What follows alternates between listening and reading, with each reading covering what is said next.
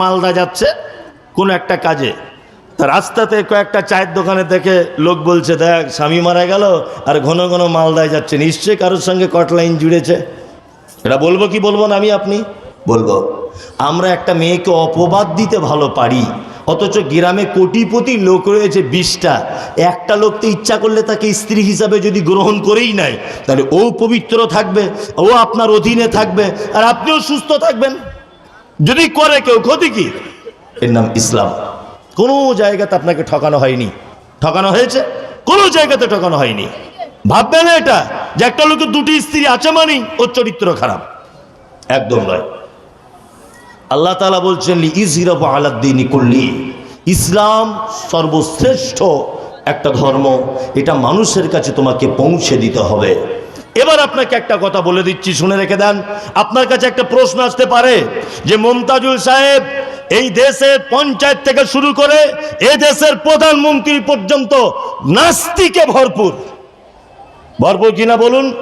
আজকে বড় দুঃখ লাগছে, খুব বড় দুঃখ, যে মুসলিমরা যারা রাজনৈতিক দলের সঙ্গে যুক্ত, মুসলমান ঘরের ছেলে, রাজনৈতিক উচ্চ পদস্থ যারা উঠে গেছে, আজকে দেখতে পাচ্ছি দুর্গাপুজোর ঠাকুর, দুর্গাপুজোর মণ্ডপে গিয়ে কাঁচি দিয়ে ফিতা কেটে ঠাকুরের পূজা উদ্বোধন করছে মুসলমানেরা। করছে কি করছে না? করছে। অনেক মুসলমানকে দেখতে পাওয়া যাচ্ছে।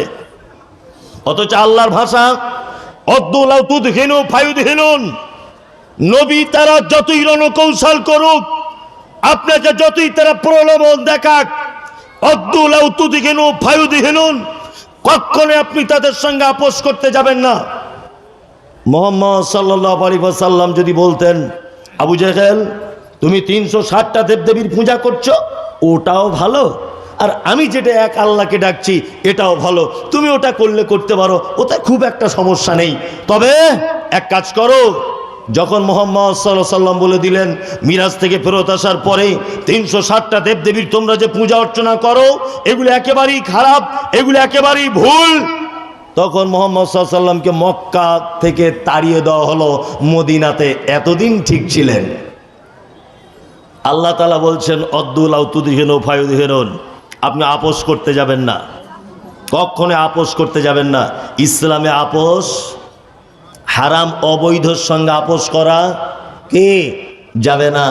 শুধুমাত্র 4-5টা ভোট পাওয়ার জন্যে মুসলিম বলে দাবি করে ও হজ করে আসার পরে নামের আগে হাজি, ওই লোকটাকে দেখছি ঠাকুরের সামনে মাথা নত করছে।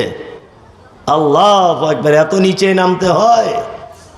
হ্যাঁ, সারা পৃথিবীতে একটা হতভাগা জাতি আছে, তার নাম মুসলিম, যে তার নিজের অস্তিত্বকে বজায় রাখতে পারে না, যে তার নিজের আভিজাত্যকে বজায় রাখতে পারে না, যে তার নিজের সিস্টেম বজায় রাখতে পারে না, তার নাম হচ্ছে মুসলিম।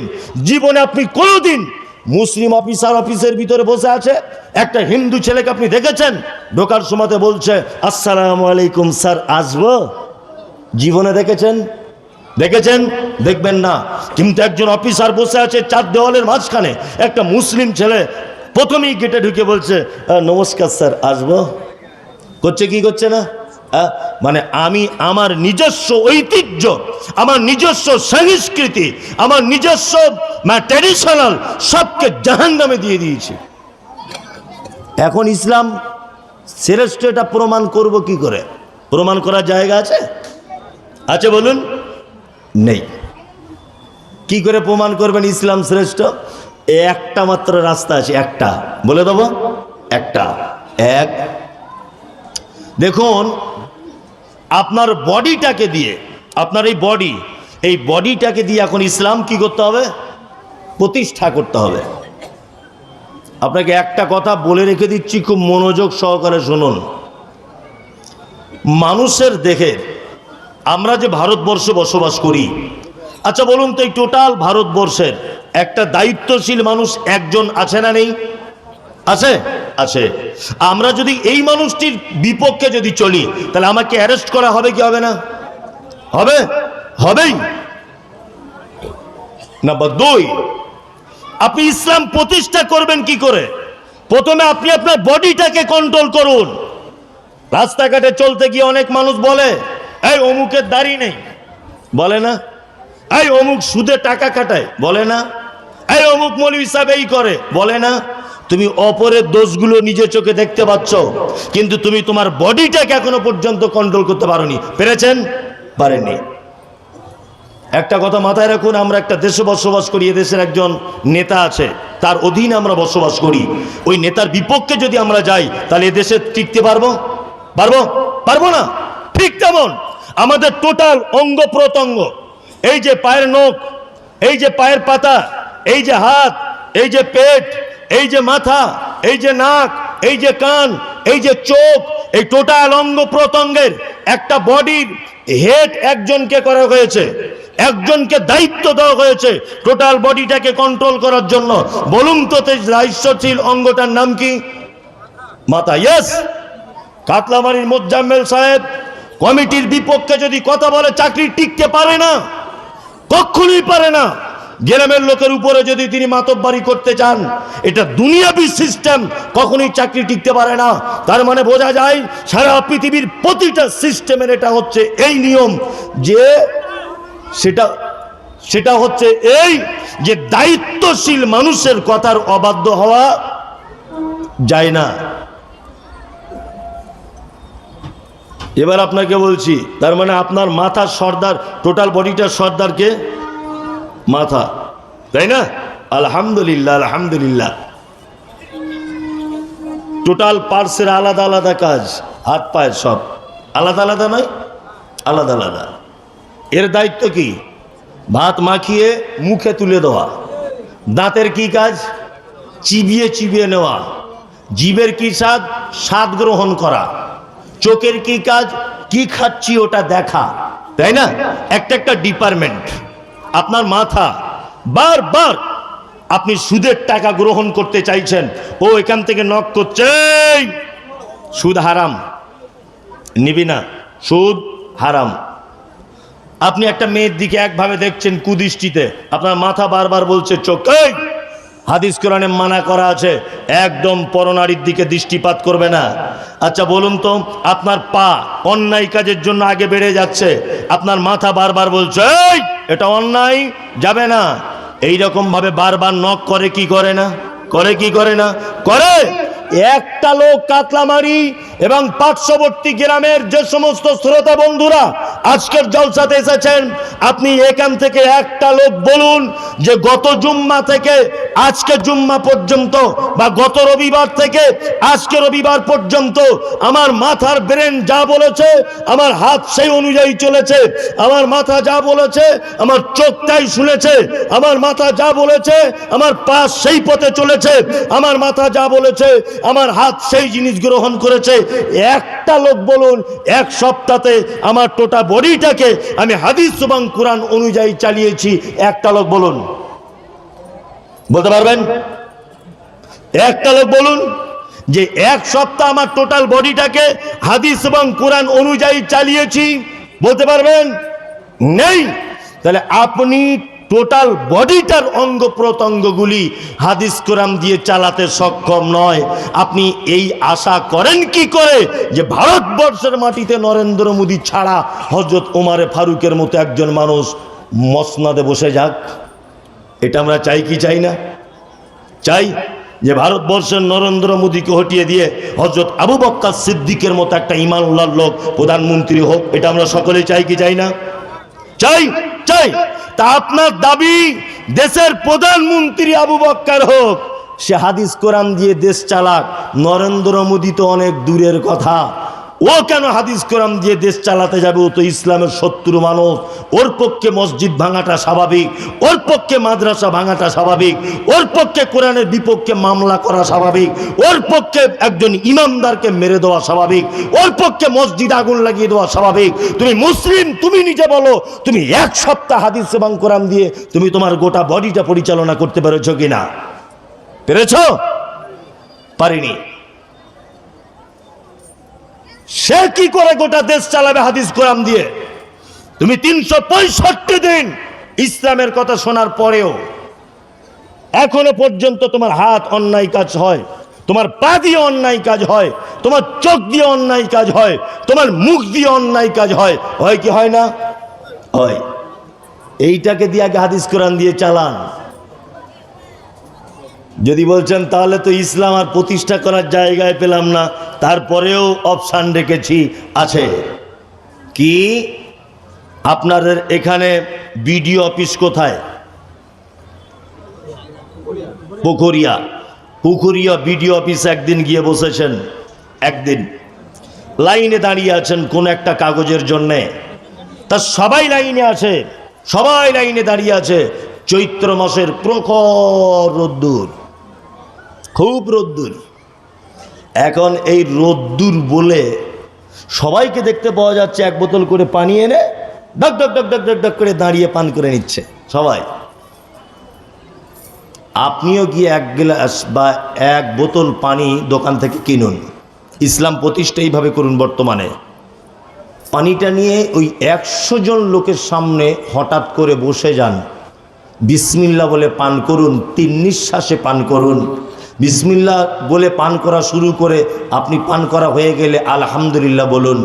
পাশে একটা মানুষের মনে যেন কৌতূহলী জাগে, কি ব্যাপার এত মানুষ দাঁড়িয়ে দাঁড়িয়ে পান করছে, তুমি কেন বসে পান করলে? আপনি তখনই বলুন, এই বসে পান করতে বলেছেন মুহাম্মদ সাল্লাল্লাহু আলাইহি ওয়াসাল্লাম। আচ্ছা বলুন তো, এই হাদিসটা বর্তমান সমাজে প্রতিষ্ঠা করা সম্ভব না অসম্ভব? সম্ভব না অসম্ভব? অসম্ভব নয়, সম্ভব। সবাই গাঁটের নিচে কাপড় পরেছে। আপনি দর্জিকে গিয়ে বলুন যে গাঁটের 4 আঙুল উপরে আমার কাপড়টা তৈরি করো। দর্জি যদি তখন বলে, আরে এগুলো তো সে 1980 সালের ছেলে মেয়েরা গাঁটের নিচে কাপড় পরতো, 2023 সালের তো গাঁটের উপরে নিচে করে পড়তে হবে, তুমি সেই কালের লোক নাকি এখন গাঁটের উপরে কাপড় পরতে চাইছো? আপনি তখনই বলুন, গাঁটের নিচে কাপড় রাখতে বলেছেন, গাঁটের উপরে কাপড় রাখতে বলেছেন মুহাম্মদ সাল্লাল্লাহু আলাইহি ওয়াসাল্লাম। এই হাদিস প্রতিষ্ঠা করা সম্ভব না অসম্ভব? অসম্ভব না সম্ভব? সম্ভব। আপনি অন্তত পক্ষে এইটা করুন। কোথায় মসজিদ ভেঙেছে? মালদাতে ট্রেনে আগুন লাগিয়ে দিচ্ছে, কে তোমাকে এটা লাগাতে বললো? কোন নাস্তিক আল্লাহ নবী সাল্লাল্লাহু আলাইহি ওয়াসাল্লামের ব্যাপারে কথা বলেছে? আর এইখানে বসে ও রাস্তা অবরোধ করে দিয়ে পথচারীদেরকে কষ্ট দিচ্ছে। এইভাবে ইসলাম প্রতিষ্ঠা হবে না। ইসলাম প্রতিষ্ঠা হবে তোমার ব্যবহারে। তোমার ব্যবহারের ভিতরে মুহাম্মদ সাল্লাল্লাহু আলাইহি ওয়াসাল্লামের দীর্ঘ 23টা বছর ফুটে উঠবে, তাহলে তোমার পক্ষে ইসলাম সম্ভব হবে প্রতিষ্ঠা করা। কি বলছি বুঝতে পারছেন না? আল্লাহু আকবার। কিছুদিন আগে এগুলো তো সোশ্যাল মিডিয়া দেখেন, যখন দেলোয়ার হোসেন সাইদি সাহেব মারা গেলেন, দেলোয়ার হোসেন সাইদি বাংলাদেশের জানেন তো মুফাসসিরে কোরআন, আল্লাহু আকবার। প্রতিটা বক্তার বক্তব্যের পিছনে ওনার একটা অবদান আছেই। যে যত দরেরই বক্তা হোক পশ্চিম বাংলাতে, যে দেলোয়ার হোসেন সাইদিকে ফলো না করে বক্তা হয়েছে এরকম কোনো বক্তা নেই, বাঙালিরা বিশেষ করে। বক্তা জগতের একজন বিখ্যাত মানুষ, আল্লাহ ওনাকে জান্নাতুল ফিরদাউস দান করুক, আমিন। তা বাংলাদেশের কিছু মানুষকে দেখতে পেলাম যে রাস্তাঘাটে তারা পথ অবরোধ করেছে। তা সাংবাদিকরা একজনকে জিজ্ঞাসা করছে, পথ অবরোধ করেছো কেন ভাই? হ্যাঁ, তা বলছে কেন আল্লামা দেলোয়ার হোসেন সাইদিকে মেরে দিবে, জবাব চাই, জবাব চাই। ওই লোকটাকে জিজ্ঞাসা করছে যে বলো তো দেখি, সর্বপ্রথম মহিলাদের ভিতরে ইসলাম গ্রহণ করেছে কে? ও তখন ভেবে চিনতে বলছে শেখ হাসিনা। ওই ছেলেটাই বলছে শেখ হাসিনা। আশ্চর্য ব্যাপার। তার মানে বোঝা যাচ্ছে এই যে ও আবেগে রাস্তা অবরোধ করে বসে আছে। দীর্ঘ 23 বছরের নবী মুহাম্মদ সাল্লাল্লাহু আলাইহি ওয়াসাল্লামের কোনো চিহ্ন তার ভিতরে খুঁজে পাওয়া যায় না।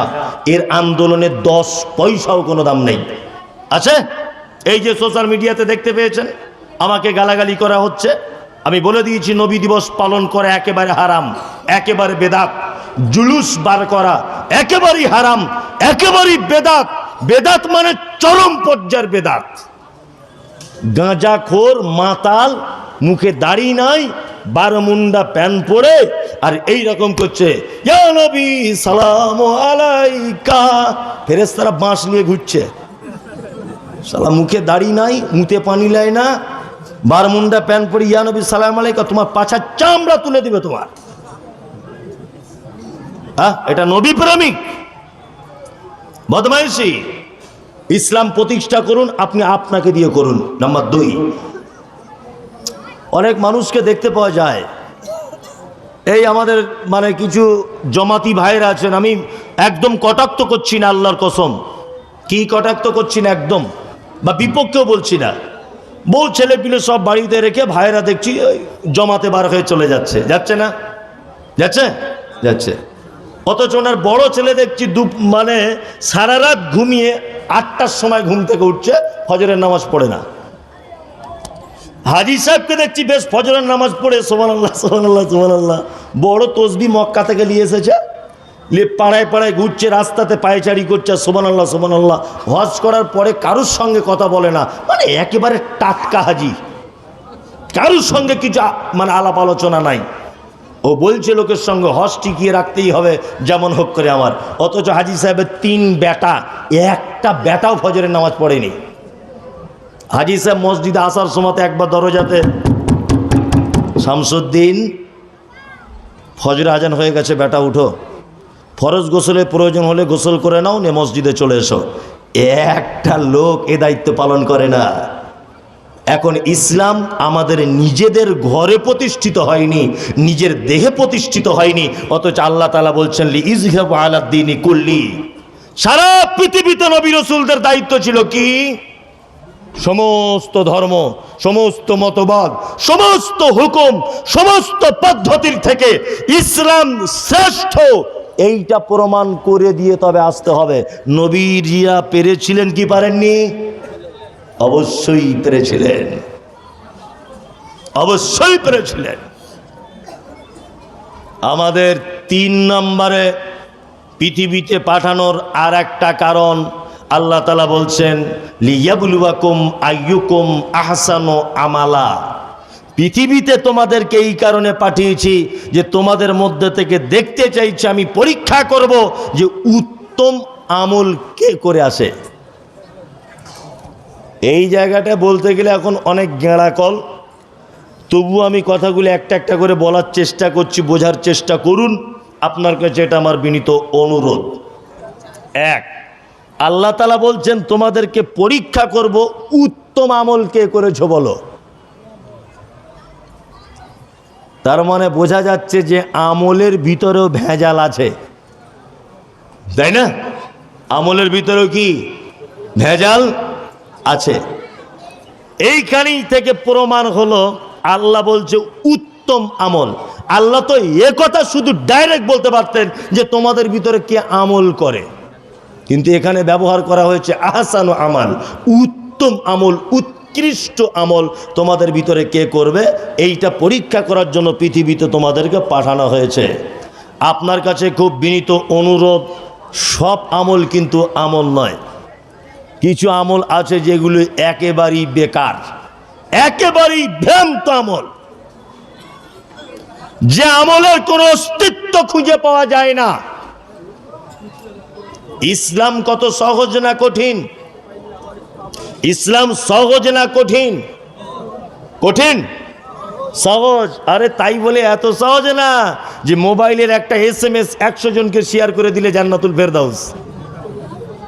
দেখছেন না মোবাইলে কিছু কিছু পোস্ট করছে, বলছে আগামী ডিসেম্বরের 12 তারিখ থেকে প্রথম রমজান, এই সংবাদটি যদি কেউ 100 জন মানুষের কাছে পৌঁছে দেয় তার জন্য জান্নাতুল ফেরদাউস। আরে এত সহজ? সহজ বলে কি এতই সহজ? এত সহজ নয়। ইসলাম সহজ, একেবারেই সহজ। আল্লাহ নবী সাল্লাল্লাহু আলাইহি ওয়াসাল্লাম বলেছেন, কি বলেছেন? একটা মানুষ মুমূর্ষ ব্যক্তি মারা যাচ্ছে, মারা যাওয়ার সময়তে তুমি তার পাশে বসে তাকে কলমার তালকিন দাও, লা ইলাহা ইল্লাল্লাহ, এই কথাটা তার পাশে বসে তুমি বলো। যদি তোমার বলাতে ও একবার যদি লা ইলাহাটা যদি বলে দেয়, ওর থাকার জায়গা জান্নাত। কি বলছি বুঝতে পারছেন না? লোকটা যায় এইমাত্র চলে যাবে যান, এইরকম একটা পজিশন। ওর বড় ছেলে মাদ্রাসার হুজুরকে ফোন করে বলছে, আব্দুল্লাহ হুজুর বলছেন? বলছে হ্যাঁ। বলছে আব্বা তো প্রায় অবস্থা খারাপ। বলছে এক্ষুনি আমি 5টা ছেলে পাঠিয়ে দিচ্ছি বড় কোরআন দিয়া। 5টা ছেলে পাঠিয়ে দিল, 5 জনা গিয়ে বাপের মাথার কাছে ইয়াসিন সূরা পড়ছে খুব জোরে জোরে জোরে জোরে। ওর বাপের মরণ যদি সহজেও হতো, ওইটা করার কারণে আরো কঠিন হবে, কারণ ওটা নবীর পদ্ধতি নয়। যে কি বলছি বুঝতে পারছেন না?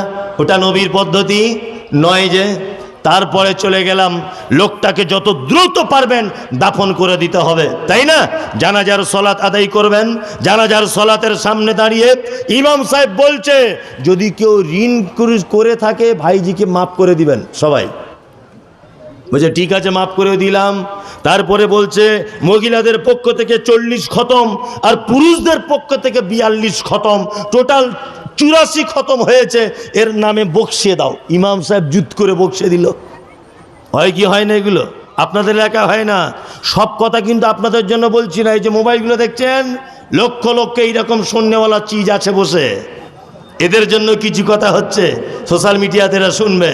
হ্যাঁ, ইমাম সাহেব বলে দিল, যাই হোক, খুব দুঃখের ব্যাপার, খুব কষ্ট হচ্ছে, ওই লালচাঁদ ভাই মারা গেল। তা ওনার 3 ছেলে মিলে একটা ডিসিশান নিয়েছেন, আগামী 12 তারিখে আপনারা সকলেই আসবেন, খাওয়া দাওয়ার ব্যবস্থা করা হয়েছে। এটা অনেক জায়গা হয় কি হয় না? হয়।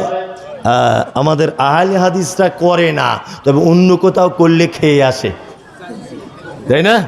হ্যাঁ, আহলে হাদিসরা সবে বরাত করে না, তবে শ্বশুর বাড়ি তো বেদাতি, ওরা করে। কিন্তু এ মাঝে সাঝে রাতের বেলা গিয়ে গোশ পরোটা রুটি হালুয়া খেয়ে আসে।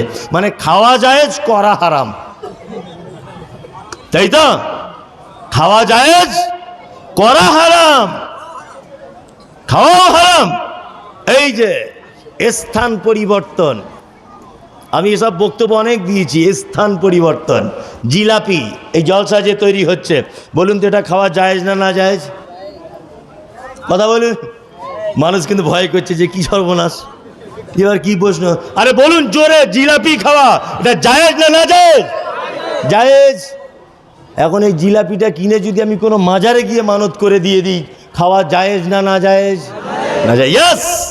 তার মানে বোঝা যাচ্ছে গরুর গোশত জায়েজ অবশ্যই, কিন্তু ওটা যদি শবে বরাতের দিনে ওই উপলক্ষে যদি করা হয়, তাহলে খাওয়া একদম যাবেন না। কেন আপনি গোশত খেতে যাবেন কেন? হ্যাঁ, শবে বরাত এটা ইসলামে নেই, বেদাত, ওটা চরম বেদাত। যারা নিজেকে সহি আকীদার মানুষ বলে দাবি করেন, যাদের মানহাজ ঠিক আছে বলে তদন্তের দাবি, আপনাদের কাছে অনুরোধ করবেন না যখন খেতেও যাবেন না। কি হয়েছে বুঝতে পারছেন? এগুলো সব আমল কি ভালো না খারাপ? খারাপ। খারাপ আমল আপনাকে আর কত বলবো। কিছুদিন আগে মক্কাতে ছিলাম, বুঝলেন তো? কিছু হাজি সাহেবের নাম রেখেছি খেজুর হাজি, মানে ওরা ওখানে গিয়ে শুধু খেজুর কিনে বাড়ি আসে, আর কিছু করে না, কিচ্ছু কাজ নাই। ওই যে 5 লাখ টাকা খরচা করে গেল, কি দেখে এলো? আরে হাদিস কোরআন বুঝুক না বুঝুক, অন্তত মানুষ তো দেখেও কিছু শেখে। শেখে কি দেখে না? শেখে। প্রথমেই এহরাম বাঁধার পরে কি বলছে হাজি সাহেব? লাব্বাইক আল্লাহুম্মা লাব্বাইক, লাব্বাইক লা শারীকা লাকা লাব্বাইক, ইন্নাল হামদা ওয়ান নি'মাতা লাকা ওয়াল মুলক লা শারীকা লাক, লাব্বাইক আল্লাহুম্মা লাব্বাইক। আল্লাহ, আমি উপস্থিত হয়ে গেছি, আমি হাজির হয়ে গেছি।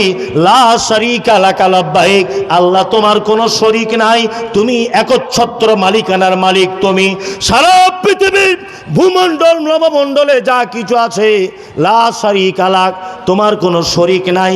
হাজি সাহেব মক্কাতে তালবিয়া পাঠ করে আসার পরে এইখানে আবার এসে বলছে মেজ হুজুরের মাজারে যাব। এইখানে এসে বলছে মেজ হুজুরের মাজারে যাচ্ছে। হ্যাঁ, এ কেমন হাজি? হ্যাঁ, নবীজি বলেছেন জমজমের পানি পান করো, এতে উপকার আছে।